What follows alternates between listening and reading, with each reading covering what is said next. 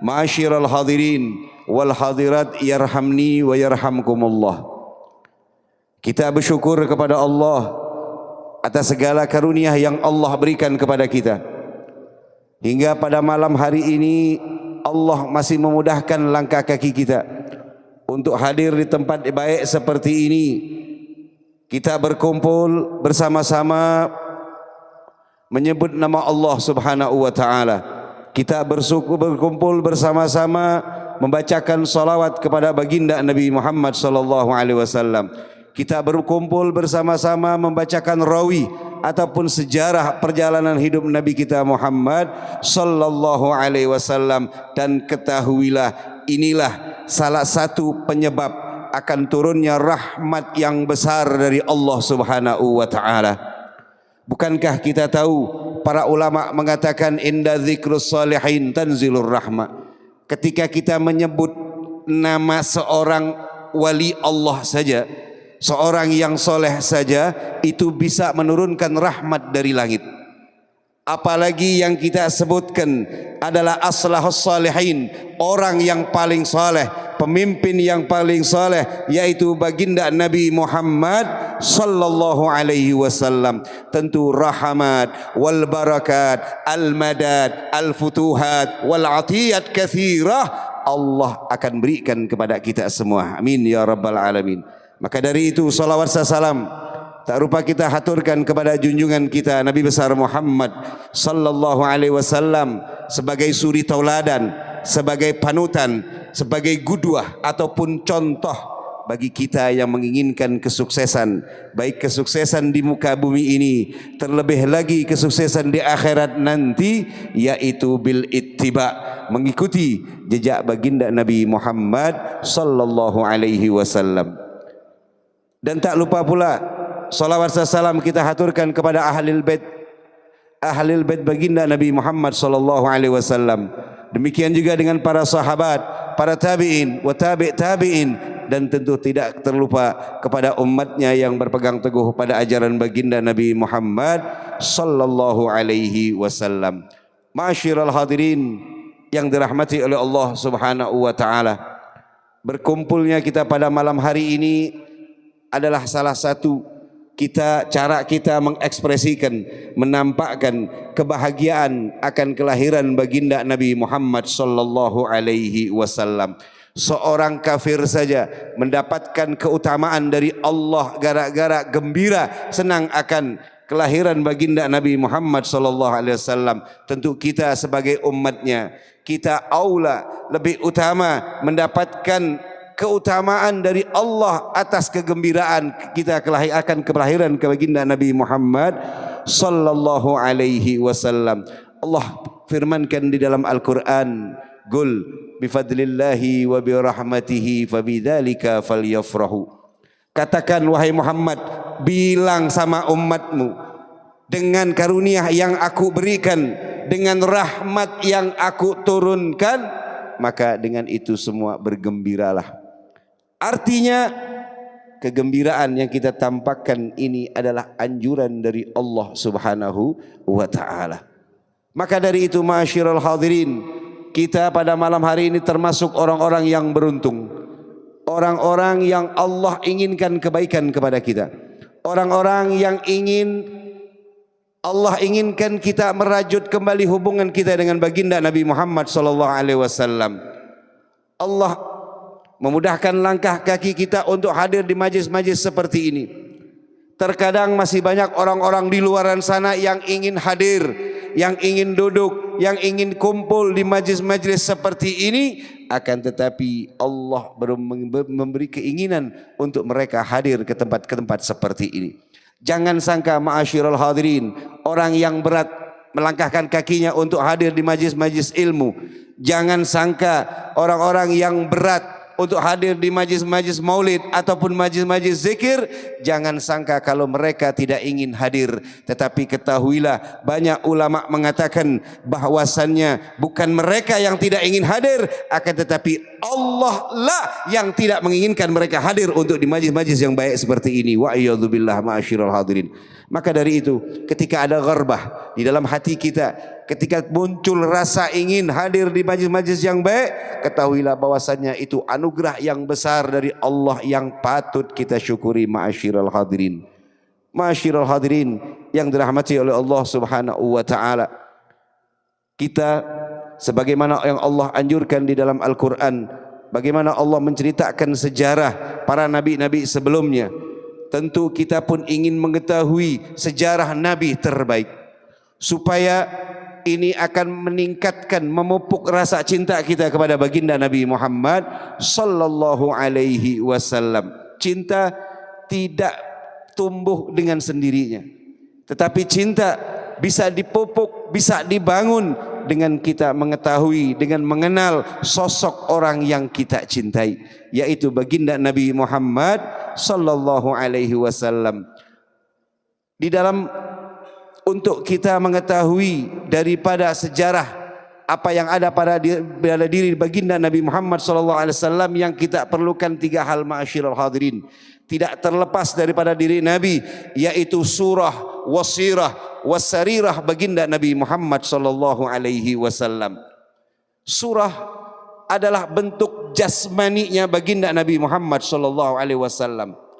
Banyak sekali umat muslim ini, terkadang mereka ini mengaku mencintai Nabi, tetapi tidak kenal bagaimana sosok jasmani baginda Nabi Muhammad sallallahu alaihi wasallam. Banyak ahli sejarah mencatat betapa sempurnanya jasad baginda Nabi Muhammad sallallahu alaihi wasallam. Seorang yang ganteng, seorang yang tinggi, perawakan yang tinggi, tetapi tidak terlalu tinggi. Enggak tinggi kayak tiang listrik, enggak. Enggak pendek, enggak tinggi. Wajahnya putih, tetapi putihnya enak dilihat. Hidungnya Nabi, bagaimana para ulama, bagaimana para sahabat serta para ulama mengkiaskan, menggambarkan betapa indahnya hidungnya baginda Nabi Muhammad sallallahu alaihi wasallam.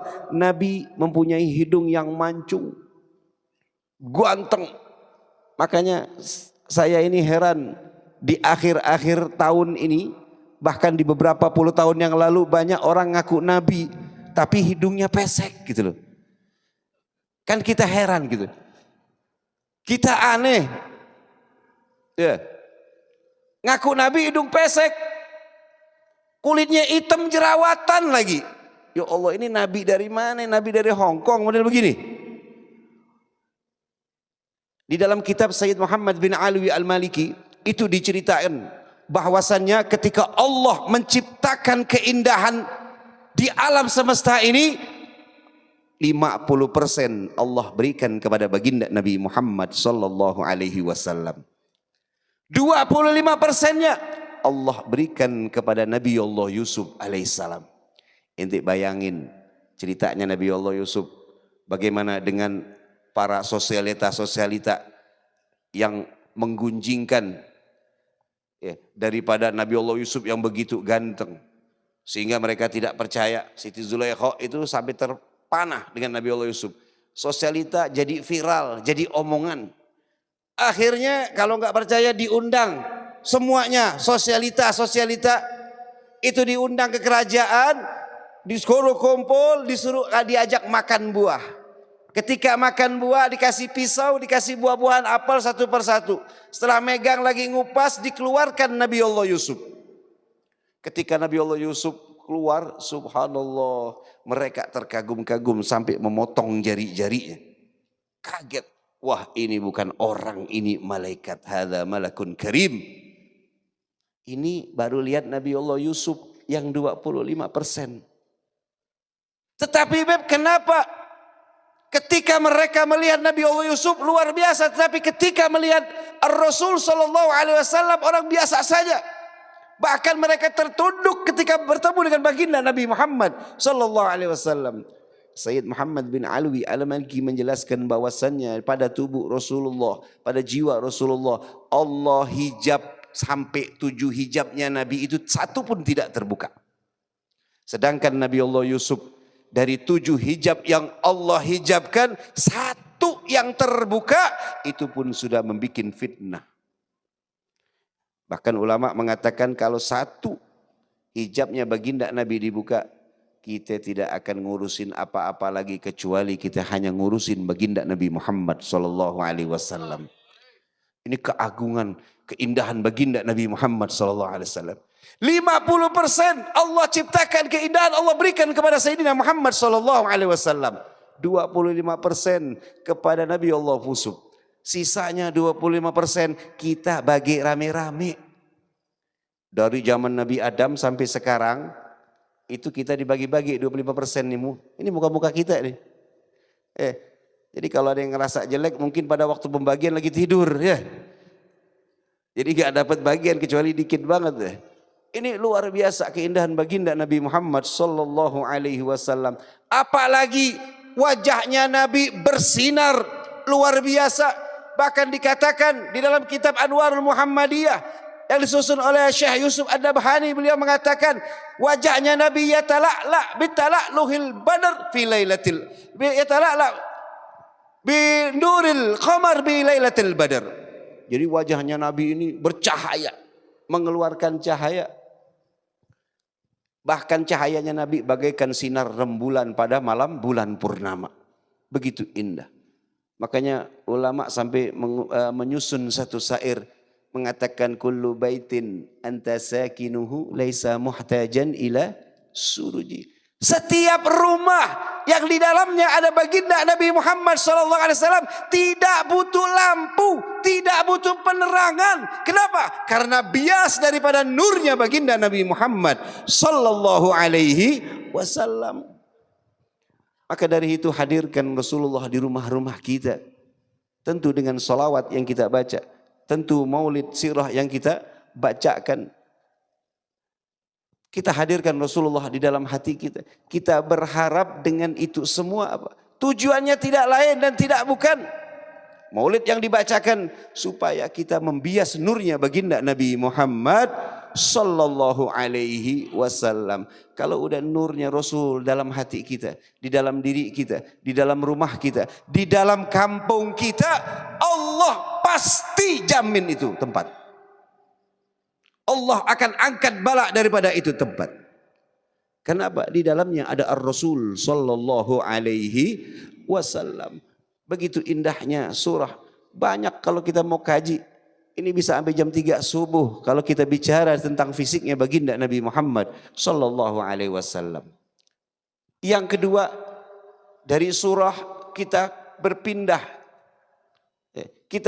dari kesirahnya baginda Nabi Muhammad sallallahu alaihi wasallam. Sejarahnya baginda Nabi mulai dari beliau dilahirkan, bahkan daripada sebelum itu nampak kejadian yang luar biasa daripada sejarah kelahiran baginda Nabi Muhammad sallallahu alaihi wasallam. Ketika Allah ada kejadian yang begitu hebat. Ketika Allah menciptakan nurnya baginda Nabi Muhammad sallallahu alaihi wasallam. Setelah menciptakan nur, Allah menciptakan Nabi Allah Adam alaihissalam. Setelah Allah menciptakan Nabi Allah Adam, Allah titipkan nurnya Rasulullah kepada Nabi Adam. Fastaudat nurul mubin aslaba wal butuna. Dalam Mulih Habsyi itu dijelaskan mulai daripada Nabi Adam, Nabi Nuh, Nabi Ibrahim dan orang-orang yang Allah khususkan. Tapi ada kejadian yang luar biasa ketika Allah letakkan nurnya Rasulullah ke Nabi Adam. Allah taruh di belakang. Sehingga apa? Malaikat yang melihat terkagum-kagum. Semua malaikat berkumpul di belakang. Nabi Adam belok, malaikat ikut belok ke belakang. Nabi Adam muter, pokoknya malaikat di belakang daripada Nabi Adam. Sampai Nabi Adam ini kaget, bingung. Nanya ada apa gerangan? Kami melihat cahaya yang luar biasa. Maka Nabi Adam ingin melihat. Minta kepada Allah untuk dipindahkan ke depan. Akhirnya Allah kabulkan. Allah pindahkan nurnya Nabi Muhammad ke depan. Di antara di dahinya Nabi Allah Adam. Sehingga apa? Malaikat tadi yang di belakang ngikut ke depan semua. Wah, ke depan semua ini kaget lagi Nabi Adam. Tambah kaku nih, tambah keki dilihatin malaikat semua. Bingung. Akhirnya Masih gak kelihatan kalau taruh di sini. Dia minta lagi sama Allah, ya Rabb, pindahkan nur ini ke tempat yang sehingga saya bisa melihatnya. Akhirnya kembali Allah kabulkan. Allah pindahkan nur tersebut di kukunya Nabi Allah Adam. Ketika dipindahkan kuku Nabi Adam, Nabi Adam melihat, subhanallah, marhaban bi qurrati aini, dicium-cium sampai dicium ke mulut, kemudian diusap-usap ke matanya Nabi Allah Adam dengan mengatakan marhaban bi qurrati aini waj'al sayyidina Muhammadan min qurrati aini, ya Allah. Begitu kagumnya Nabi Allah Adam. Dan itu sampai sekarang menjadi syariat. Disunnahkan, menganjurkan kita ketika mendengar azan asyhadu anna Muhammadar Rasulullah, kita mencium bertafaulan dengan Nabi Adam. Marhaban bi qurrati ini. Minta jadikan Nabi Muhammad sallallahu alaihi wasallam sebagai qurratu ain. Bahkan Nabi mengatakan barang siapa yang melakukan tersebut maka tidak akan pernah kena penyakit mata. Ini luar biasa. Sampai kemudian dipindahkan lagi ke Nabi Allah Nuh. Ketika pada Nabi Allah Nuh apa? Luar biasa. Nurnya baginda Nabi ngikut kapalnya Nabi Allah Nuh ketika Allah datangkan banjir yang besar. Belum lagi dipindahkan lagi ke Nabi Allah Adam. Ketika di pada Nabi Allah Nuh, Nabi Allah Ibrahim alaihissalam. Pada saat Nabi Ibrahim dibakar Raja Namrud, Allah katakan kepada api, ya nar kuni bardan wasalama. Api, jadilah kau dingin dan selamatkan Nabi Allah Ibrahim. Kenapa? Karena di sulubnya ada nurnya baginda Nabi Muhammad sallallahu alaihi wasallam. Sampai terakhir Allah taruh nur tersebut ke Sayyid Abdullah, ayahanda baginda Nabi Muhammad sallallahu alaihi wasallam. Pada saat tersebut ayahanda Nabi ini Masya Allah menjadi orang yang luar biasa, bercahaya dia punya wajah. Menjadi orang yang viral pada saat tersebut. Perempuan-perempuan Quraisy pada saat tersebut ketika melihat Sayyid Abdullah itu pada tergila-gila. Sampai ada satu perempuan Yahudi datang. Perempuan Yahudi datang nawarkan diri. Ini langkah nih zaman sekarang ini. Perempuan nawarin diri. Ya Abdullah, kau mau gak nikah sama saya? Kalau kau mau nikah sama saya kasih 200 onta. Harga onta mungkin sekitar 50 jutaan. Kaliin aja 200, berapa itu? Luar biasa. Ente gimana tuh kalau ada datang perempuan cantik, tajir, datang nawarin diri mau nikah, mau gak? Ini muka-muka pengen semua nih. Mupeng ya. Gak pakai hadiah juga gak apa-apa ya gak? Ini 200 onta ditawarkan kepada baginda Nabi. Kepada Sayyid Abdullah. Tapi Allah berkehendak lain. Allah memberikan jodoh yang tepat, yaitu Sayyidah Aminah, ibunda baginda Nabi Muhammad sallallahu alaihi wasallam. Akhirnya dinikahkan. Subhanallah, setelah menikah ini Sayyid Abdullah pernah jalan lagi, bertemu lagi sama tuh perempuan. Ditanya lagi, masih gak mau nikahin saya? Masih gak? Perempuan udah gak mau. Gak mau. Kenapa? Karena kemarin saya melihat nur yang begitu indah pada wajahmu. Saya berharap nur tersebut pindah ke perutku. Ini luar biasa. Dari Sayyid Abdullah sendiri udah kejadian yang luar biasa. Abdullah ini diberi gelar juga Az-Zabih. Sama dengan Nabi Allah Ismail.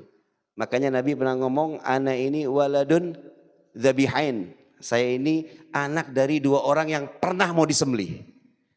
Pertama Nabi Allah Ismail yang sudah kita tahu ceritanya. Kemudian Sayyid Abdullah juga. Abdul Muttalib ini dulu anaknya cuma 1. Sehingga jadi bahasa kita jadi omongan di kaum Quraisy tersebut. Sehingga pada satu ketika dia ngerasa kecil hati dan bernazar. Kalau seandainya saya punya anak sampai 10, salah satunya saya akan korbankan. Akhirnya Allah kabulkan hajatnya. Abdul Muttalib punya anak 10 laki-laki, yang terakhir Sayyid Abdullah. Ayahnya baginda Nabi. Akhirnya udah dikumpulkan di depan Ka'bah, dikuncang. Diundi siapa yang mau disembelih. Subhanallah, yang keluar abahnya baginda Nabi. Akhirnya bingung dia karena anak tersayang ini. Akhirnya datang ada sama orang pinter nanya bagaimana, udah undi ulang. Diundi ulang keluar lagi Sayyid Abdullah. Diundi ulang, diganti. Mulai dari 10 onta sampai 100 onta untuk menukar. Terakhir sudah 100 onta mau ditukar, dinazarkan, dikuncang lagi baru keluar onta. Jadi 2 kali hampir disembelih. Makanya Nabi ana waladun dzabihain. Sehingga ada orang Arab Badui manggil Nabi begitu. Ya bena dzabihain. Wahai anak yang mau disembelih 2 kali bapaknya. Ketawa Nabi sampai. Lihat tuh orang Arab. Sampai lahirnya baginda Nabi Muhammad SAW. Banyak kejadian-kejadian indah yang kalau diceritakan di dalam rawih tersebut. Ini sirahnya baginda Nabi Muhammad SAW. Terus bagaimana perjalanan hidup Nabi penuh dengan perjuangan. Nah ini juga catatan buat kita. Yang pengen sukses, mau sukses dunia ataupun akhirat, itu berjuang. Nabi itu luar biasa perjuangan Nabi. Kita lihat sejarahnya, dilempar pakai batu, diboikot, dikriminalisasi, diusir dan lain sebagainya. Itu Nabi mencontohkan kepada kita. Toh kalau Nabi pengen langsung saja mudah, tinggal mengangkat tangan. Tapi nggak mau, Nabi ada proses. Itu pelajaran buat kita. Yang pengen tajir nih, ini muka-muka pengen tajir semua. Usaha gitu, sabar, tekun, berjuang dari bawah. Yang pengen jadi wali, waduh Masya Allah pengen jadi wali Allah. Ya belajar taklim, ibadah, istiqomah. Baru ngamalin 3 hari dapat dari Habib Hadi, amalan 3 hari pengen jadi wali, udah ngerasa jadi wali aja nih. Ini wali dari mana model begini? Butuh proses, semua butuh perjuangan. Kita hanya berusaha dan Allah yang akan menuntun daripada menentukan hasilnya. Nah, ini luar biasa, masyaallah hadirin. Sejarahnya baginda Nabi. Yang ketiga, yang perlu kita ketahui daripada Nabi, sarirah, hati, akhlak. Apa-apa yang berkenaan dengan hati baginda Nabi Muhammad Sallallahu Alaihi Wasallam. Nabi seorang pemaaf, Nabi gak pernah pendendam, Nabi gak pernah marah kalau dirinya diusik. Akan tetapi kalau agamanya diusik, bahkan Sayyidina Umar mengatakan, aku belum pernah lihat orang yang marah seperti marahnya baginda Nabi Muhammad Sallallahu Alaihi Wasallam. Kita ini di akhir zaman kebalik. Kalau kita diusik, keluarga kita diusik, ngamuknya bukan kepalang. Harta kita diganggu, ngangkat pedang gitu. Tapi agama diinjak-injak, Al-Quran dihina-hina. Kita diem, wah bukan urusan kita, itu mah urusan Habib Hadi sama Habib Hasan itu mah. Itu mah urusan ulama, kan begitu model kita. Dibalik di dunia ini. Bagaimana kita mengaku pengikut baginda Nabi kalau kita balik-balik apa yang dilakukan oleh baginda Nabi Muhammad Sallallahu Alaihi Wasallam. Nabi ini kasih sama orang. Kemudian Nabi ini luar biasa. Seorang yang sangat dermawan. Yang diikuti oleh para sahabat-sahabatnya. Nabi memikirkan urusan umat muslim. Nabi, waduh luar biasa. Masalah sedekahnya Nabi gak usah diomongin. Belum lagi beliau punya istri Sayyidatuna Khadijah. Sayyidah Khadijah ini di dalam riwayat itu termasuk orang tajir pada zaman tersebut. Diincar, banyak yang incar. Kenapa? Orang yang tajir. Bahkan diriwayatkan beliau itu mempunyai 41 titik perdagangan. Ente kalau punya ruko, ada dagangannya yang satu. Kayak Indomaret itu punya satu. Kira-kira udah tajir belum itu? Duit udah ngalir aja nih. Itu bayangin 41 itu punya. Tadi Habib diajak ke satu tempat ngisi. Sampai orang itu ngomong, sohib kita ngomong, Habib ini Masya Allah restoran ini katanya omsetnya itu 1 hari itu bisa 100 juta. Satu restoran itu 100, ente bayangin Sayyidatuna Khadijah punya 41. Berarti apa? 4 miliar per hari dia punya omset. Ini luar biasa tajir. Bersama Nabi semua hartanya dikorbankan untuk baginda Nabi. Belum lagi Sayyidina Utsman separuh hartanya. Belum lagi Sayyidina Abu Bakar. Semuanya dia berikan untuk Allah. Sampai Nabi kaget. Apa yang kau tinggalkan? Aku tinggalkan Allah dan Rasulnya. Ini mereka berkorban untuk baginda Nabi Muhammad SAW. Kenapa mereka melakukan itu? karena mereka mendengar firman Allah, an-nabiyyu aula bil mu'minina min anfusihim. Nabi itu lebih utama urusannya dibanding orang daripada diri mereka sendiri. Jadi mereka itu lebih mengedepankan urusan Nabi. Karena apa? Karena ini berkaitan erat dengan keimanan seseorang. Nabi mengatakan, la yu'minu ahadukum hatta ahabbu ilaih min malihi wa waladihi wan nasi ajmain. Tidak dikatakan seorang itu beriman, sempurna imannya, sampai aku, kata Nabi, lebih dia cintai daripada harta-harta mereka, daripada anak-anak mereka, daripada semua orang, tapi mendahulukan urusan baginda Nabi Muhammad sallallahu alaihi wasallam. Tadi udah dijelaskan nih, bakal bangun majelis, bakal dibangun pondok pesantren insyaallah ke depannya. Ya, majlis-majlis ilmu. Ini Al-Habib Ali, sahibul Maulid bin Ali Al-Habsyi, Habib Ali bin Muhammad bin Husain Al-Habsyi mengatakan, ma yusawi yusarru qalbul baginda Nabi Muhammad sallallahu alaihi wasallam fi mithli hadzal munasabah. Tidak ada sesuatu yang sebanding, kata Habib Ali Al-Habsyi, yang bisa menyenangkan hati baginda Nabi Muhammad sallallahu alaihi wasallam kecuali perkumpulan-perkumpulan baik seperti ini. Majlis-majlis ilmu, majlis-majlis zikir yang kita ada terlibat di dalamnya, itulah yang paling sangat bisa menyenangkan hati baginda Nabi Muhammad sallallahu alaihi wasallam. Maka dari itu kita berharap menjadi bagian daripada orang-orang yang bisa menyenangkan hati baginda Nabi Muhammad sallallahu alaihi wasallam. Jangan takut harta kita akan habis. Ini udah janji Nabi, mana qasamalun min sadaqatin bal yasdad bal yasdad bal yasdad. Tidak akan berkurang harta ketika kita sedekahkan, justru akan bertambah, bertambah dan bertambah. Nabi ulang 3 kali. Luar biasa. Makanya kalau pengen hartanya banyak, ada satu penyair mengatakan, anfik ma fil jab ta'tika bil ghaib. Anfik ma fil jab ta'tika bil ghaib. Kau sedekahkan apa yang ada dalam kantongmu, maka akan datang rezeki secara gaib. Maksudnya min haitsu la yahtasib. Rezeki enggak disangka-sangka gitu. Bukan berarti gaib bawa tuyul, bawa duit, bukan ya. Bukan begitu ya. Tetapi apa? Rezeki. Dulu di zaman kita mondok itu diceritakan Al-Habib Hasan bin Ahmad Baharun ini, kalau tengah malam ada bangunan pondok belum selesai, dia bangun tengah malam ngajak beberapa santri dibangun. Diajak, bangun. Mau kemana Ustadz? Ikut mancing. Ikut mancing. Anak-anak bingung. Jam 1 malam, jam 2 ikut mancing. Mancing kemana jam 2 malam? Habis sholat tahajud. Luar biasa. Beliau ke Kota Bangil. Dulu sekitar tahun 97-an. Nah, di sini ada saksi hidup ya. Berapa? Tahun 90-an. Itu ke Kota Bangil, beliau itu bagiin duit. Lagi butuh duit, bagiin duit.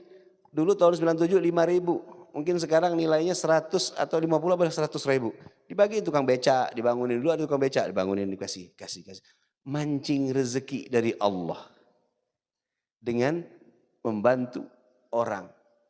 Memberikan uang, berharap kembalian yang besar dari Allah subhanahu wa ta'ala. Artinya, kita ini berbisnis dengan Allah. Kalau ente ngerasa rezekinya lagi seret, ente keluarin lagi dari kantong ente. Keluarin lagi. Berharap apa? Allah yudaif. Allah lipat gandakan dengan kembaliannya. Kita berbisnis sama Allah. Apalagi kalau bicara soal fadilah, keutamaan. Masya Allah. Rezeki bisa memanjangkan umur. Rezeki bisa bikin orang sehat, sedekah. Bisa bikin orang sehat. Dawu mardokum bis sadaqah. Ente kalau sakit-sakit, badan pegel-pegel kurang enak, keluarin duit, sedekah. Dan sedekah bisa meredam daripada murkanya Allah. Bakiru bis sadaqah fa innahu tutbi'ul ghadha bil ghab. Pagi-pagi sedekah. Al-Habib Abdullah Haddad mengajarkan kalau bisa pagi-pagi sekali gitu kita sedekah. Mau sama siapa aja. Terlebih lagi orang yang membutuhkan. Terlebih lagi majelis-majelis seperti ini yang sedekahnya, yang pahalanya terus mengalir walaupun kita udah di alam barzah. Walaupun kita di alam barzah. Enggak ada yang bisa menemani kita di alam barzah kecuali amal soleh. Ente punya istri, Masya Allah cantik-cantik. Kalau kita istri ngomong sama kita, Kak, kau adalah kekasihku dunia akhirat. Aku mencintaimu sehidup semati. Pas mati ada gak yang mau nemenin dalam kubur? Ada gak?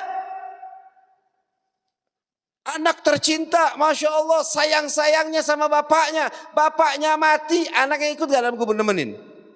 Belum kedenger anak. Gak tahu kalau Balikpapan ada model begitu. Gak ada. Malahan kadang-kadang perempuan begitu, nangis-nangis suaminya meninggal. Ya Allah, aku gak bisa hidup tanpamu ya Allah. Nangis sedih. Habis masa iddah, kawin lagi dia.